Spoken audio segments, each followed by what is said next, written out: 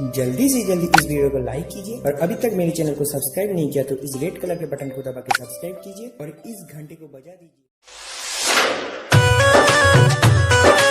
Shubham recording studio Mirganj present by Shubham films.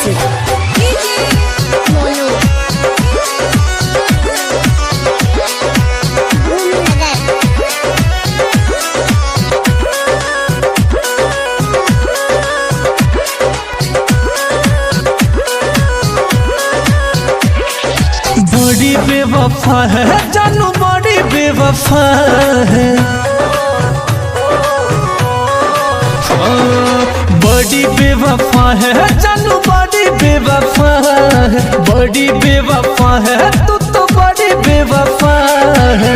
इतना बता दे मुझको, इतना बता दे मुझको क्या मेरी खता है। बड़ी बेवफा है तू तो बड़ी बेवफा है, बड़ी बेवफा है जानू, बड़ी बेवफा है।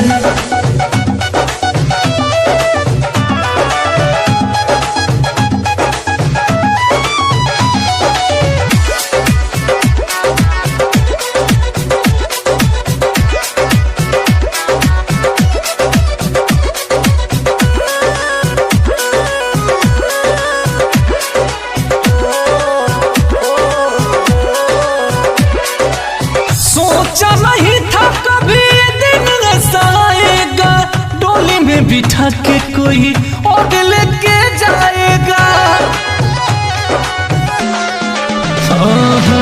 सोचा नहीं था कभी ये दिन ऐसा आएगा, डोली में बिठा के कोई और लेके जाएगा।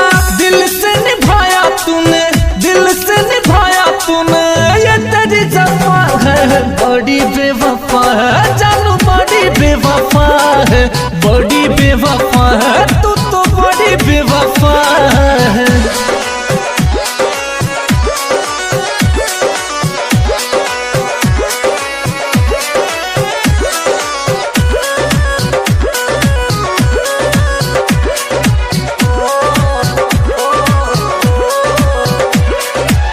भोली भाली लगती तू कितनी मासूम है, होठों पे लाली नहीं रीत का खून है।